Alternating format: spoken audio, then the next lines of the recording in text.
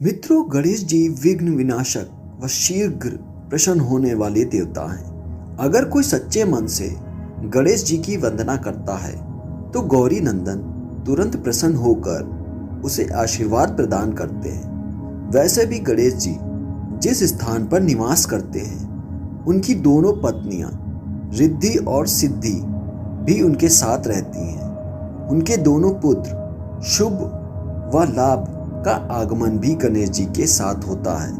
कभी कभी तो भक्त भगवान को असमंजस में डाल देते हैं। पूजा पाठ व भक्ति का जो वरदान मांगते हैं वह बड़ा निराला होता है। एक ऐसी ही कहानी जब गणेश जी को एक बूढ़ी औरत ने धोखे से ठग लिया। काफी समय पहले की बात है। एक गांव में एक अंधी बुढ़िया रहती थी। वह गणेश जी की परम भक्त थी। आंखों से भले ही दिखाई नहीं देता था, परंतु वह सुबह शाम गणेश जी की बंदगी में मग्न रहती थी। नित्य गणेश जी की प्रतिमा के आगे बैठकर उनकी स्तुति करती, भजन गाती व समाधि में लीन रहती थी। गणेश जी बुढ़िया की भक्ति से बड़े प्रसन्न हुए।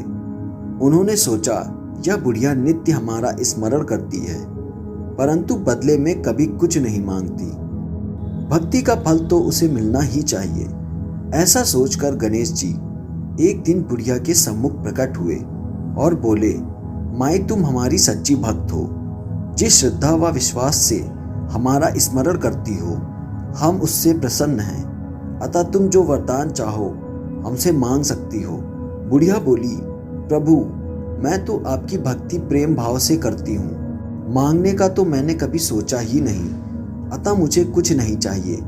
गणेश जी पुनः बोले, हम वरदान देने के लिए आए हैं। बुढ़िया बोली, हे सर्वेश्वर, मुझे मांगना तो नहीं आता। अगर आप कहें तो मैं कल मांग लूंगी। तब तक मैं अपने बेटे व बहू से भी सलाह मांग लेती हूँ। गणेश जी कल आने का वादा करके वापस लौट गए। बुढ़िया का एक पुत्र व बहू थे। बुढ़िया ने सारी बात उन्हें बताकर सलाह मांगी। बेटा बोला, माँ, तुम गणेश जी से ढेर सारा पैसा मांग लो, हमारी गरीबी दूर हो जाएगी, सब सुख चैन से रहेंगे। बुढ़िया की बहू बोली, नहीं, आप एक सुंदर पोते का वरदान मांगे, वंश को आगे बढ़ाने वाला भी तो चाहिए।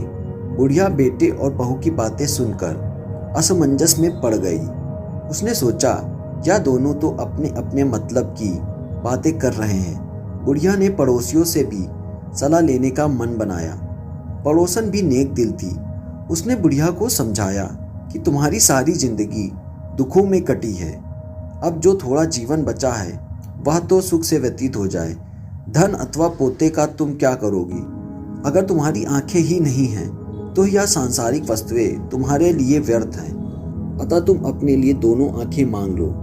बुढ़िया घर लौट आई। बुढ़िया और भी सोच में पड़ गई। उसने सोचा, कुछ ऐसा मांग लूं जिससे मेरा बहू व बेटा सबका भला हो। लेकिन ऐसा क्या हो सकता है? इसी उधेड़पुन में सारा दिन व्यतीत हो गया। बुढ़िया अभी कुछ मांगने का मन बनाती तो कभी कुछ, परंतु कुछ भी निर्धारित न कर सकी। दूसरे दिन गणेश जी पुनः प्रकट हुए और बोले, आप जो भी मांगोगे वह हमारी कृपा से हो जाएगा, यह हमारा वचन है। गणेश जी के पावन वचन सुनकर बुढ़िया बोली, हे गणेश राज, यदि आप मुझसे प्रसन्न हैं तो कृपया मुझे मन इच्छित वरदान दीजिए। मैं अपने पोते को सोने के गिलास में दूध पीते देखना चाहती हूँ। बुढ़िया की बातें सुनकर गणेश जी उसकी सादगी व सरलता पर मुस्कुराए। बोले, तुमने तो मुझे ठग ही लिया। मैंने तुम्हें एक वरदान मांगने को बोला, परंतु तुमने एक वरदान में ही सब कुछ मांग लिया। तुमने अपने लिए लंबी उम्र और दोनों आंखें मांग ली। बेटे के लिए धन व बहू के लिए पोता भी मांग लिया। पोता होगा, ढेर सारा पैसा होगा, तभी तो वह सोने के गिलास में दूध पिएगा। पोते को देखने के लिए तुम जिंदा रहोगी, तभी तो देख पाओगी। अब देखने के लिए 2 आंखें भी देनी पड़ेंगी। फिर भी वह बोले, जो तुमने मांगा है वह सब सत्य होगा। यूं कहकर गणेश जी अंतर्ध्यान हो गए। कुछ समय पाकर गणेश जी की कृपा से बुढ़िया के घर पोता हुआ। बेटे का कारोबार चल निकला और बुढ़िया की आंखों की रोशनी वापस लौट आई। बुढ़िया अपने परिवार सहित सुखपूर्वक जीवन व्यतीत करने